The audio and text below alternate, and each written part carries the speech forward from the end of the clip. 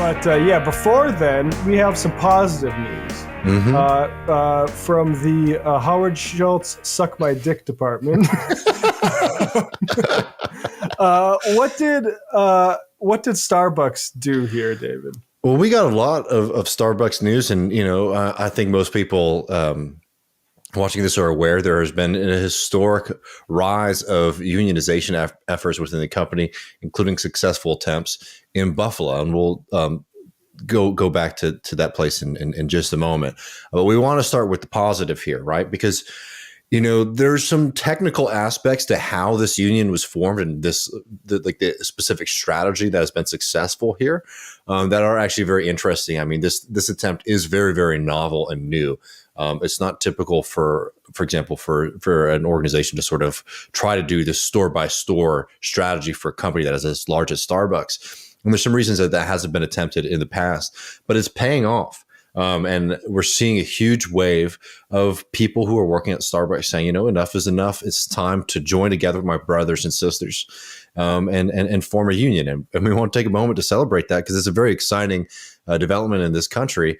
So this is the first headline right here. Over 100 Starbucks locations have filed for unionization. On Monday, Starbucks workers, it's February 22nd by Sharon Zhang.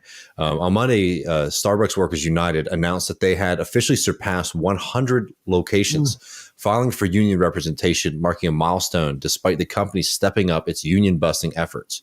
It's official. We reached the 100 store mark, the union tweeted. 103 stores to be exact have filed petitions with the NLRB to join the Starbucks Workers United movement. New filings at 3 stores in Virginia and 1 in Wisconsin pushed the count over 100 and across 26 states, so now a majority of states in this country. 2 stores have successfully unionized so far, and thousands of workers are in the middle of organizing campaigns at their stores. Now, a company a company with an extremely nasty track record with trying to break previous attempts at unionization within the company has, of course, pushed a very, very nasty anti-unionization campaign and are fighting tooth and nail, all of these people who are organizing. We'll talk about some of their some of the things that they're doing at other locations. But again, celebrate your victories when you can. This is a really great story right here. Hell yeah. Shout out of the week to Microsoft Outlook. Starbucks tries to slow union elections, but misses legal deadline by 8 minutes. As more baristas around the country seek to unionize, Starbucks has used a massive legal team to slow the pace of union elections. But the coffee chain suffered a tough legal setback on Friday, all thanks to some late emails. Workers at several stores in upstate New York recently petitioned for union elections, just like the 2 stores in Buffalo that successfully unionized last year. But Starbucks, through its lawyers from the nasty little firm, Littler Mendelsohn, has asked the NLRB not to move ahead with the votes, arguing the elections for individual stores aren't appropriate. The company wants all the stores within the region grouped into one big vote. And, just so people understand, they do this to try to increase the pool of voters, to try to make it harder for a union campaign to be successful, because union campaigns are hard to win. There's a lot of organizing and a lot of trust that you have to build. And if you can expand the amount of people who are able to vote, whether or not they want to be in a union or not in a union, it makes it much more difficult, obviously, for you to win that election. That's what they did in Bessemer, Alabama. These people are are paid very, very well, to try to use these tried and true tactics. But the great thing that happens here is, despite all of their homework, and they're reading their anti-union playbooks through and through, the lawyers absolutely failed at one of the most basic parts of bureaucratic meddling here. Because they did not send in the documents to the NLRB in time, because of what they claim was a failure in Outlook, and they missed their they missed the deadline by I think about 8 minutes, and the NLRB said, "Well, tough luck." You wouldn't allow the unions or the union organizers to get away with something like this, so we certainly aren't going to let you get away with something like that. So. Very, very great. And, hopefully that helps the people in the rest of New York State organize themselves into a union. And that would have delayed the elections, right? Which is it would have delayed the elections. Yeah. It would have made it more difficult it would have created a higher threshold that they had to reach. I mean, this is a good story, but it is an unfortunate peek into what's going on all across the country, because this is not the only place that these firms are, working on behalf of Starbucks to try to delay or make these union elections more difficult, right? Starbucks has come down really, really hard, which is why it's so important for everybody listening to this to continue, to follow this story. I mean, at this point, it's starting to get to a place where you can find the store in your community and, find ways to get involved and to help them out. Because people need all of the help and the financial support that you can give them, because Starbucks really is threatened by this move. Some things were floating around Twitter the other day. Starbucks is hiring, anti-union propagandists to do marketing stuff for them, to attack unions internally. They really are, prepping themselves for fights. So this is a good time to show your class solidarity and find ways to get involved with your local campaigns. Because I promise you, there are certainly some in your area at this point. Yeah, it's funny. Like the franchisee model is sort of like we're all kind of different groups until it's let's all centralize this vote into one giant thing. Interesting. And I want to note, some of the bad though too, because this is important to show support in Buffalo, where they won their election. And remember, like this is one of those things. It's the same thing with like us, like winning power and politics, right?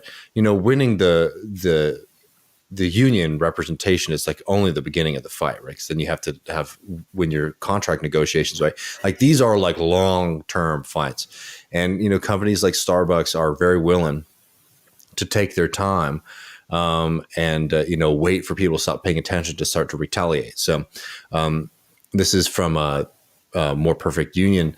Starbucks attempting to force out union leaders at Buffalo stores. Multiple leaders of the Starbucks union drive in Buffalo, New York, have been warned that they may be fired in the coming weeks as a result of policy shifts planned by Starbucks management after the first successful unionization effort at one of the company's U.S. stores. And the story goes on to talk about one of the lead organizers in the successful Buffalo election, who is now Cassie Flesher, who is now essentially being let go by the company because they're saying, oh, well, you're not working enough shifts at this location to maintain your employment, right? It's all kind of really sneaky, non-direct reasoning for why they're sort of forcing this person out. But come on, it's clear as day why Starbucks is letting people go. It's because they think that if they can sort of strike fear in the hearts of the other people employed at these facilities, that they can get away with sort of defanging the union, maybe even getting it decertified. And again, the reasoning is that this person is not working enough hours at the facility. But like that's Starbucks' whole business model, yeah. Right? Literally, Starbucks is, presents itself as a company that is a great place to have a part-time job, right? Where you don't have a 40-hour weekly responsibility, but you can come and work a couple shifts, which is good for Starbucks too, because it allows them to sort of fill in holes in their scheduling. I mean, it's complete BS. And as the story, in the More Perfect Union, goes through, it's like, there was no option for anything here. It was literally like, oh, well, now we're changing our policy about a minimum amount of hours that you need to, be showing up for, which is complete BS. But that's not even the most egregious one. In Memphis, where there has been a very, very exciting and popular attempt, in the sense that like a lot of people have been showing up to support folks. Organizers have been fired, and like Matt, I know this too.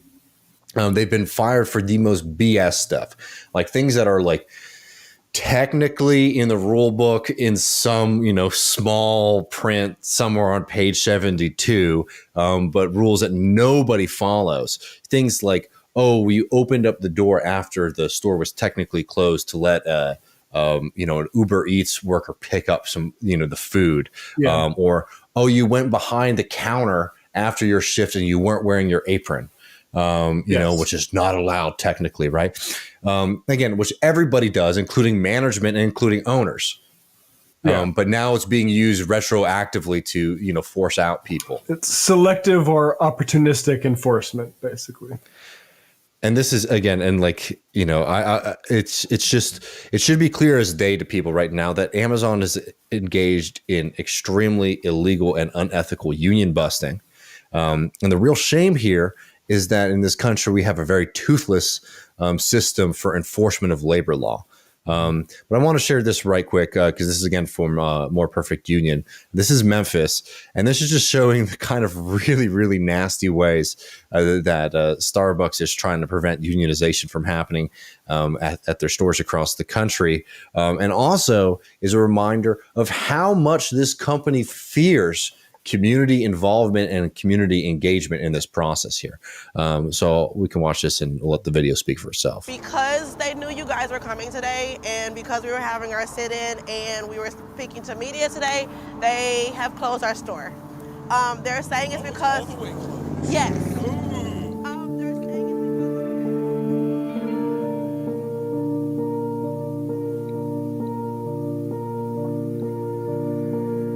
word got back to the store manager and district manager about that.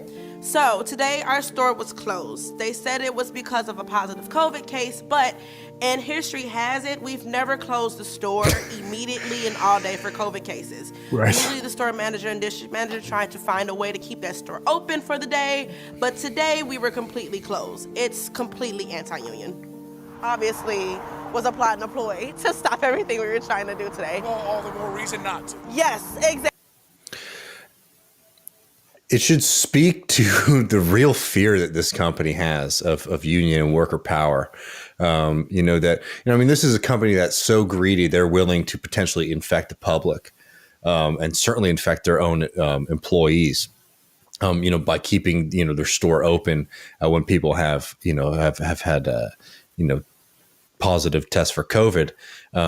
They're willing to keep it open for that. But they're so worried about some people standing outside of a store with signs and showing that there's community support for the workers at that location, that they would actually forego all the profits that they'll make in that day, to try to stifle any kind of labor organizing. Yeah. I do want to share this. This is their GoFundMe. Support Starbucks, fired Starbucks union leaders in Memphis. They're at 59K. Of they need to get 70, so they need a few more donations. I'm going to donate after we get off here.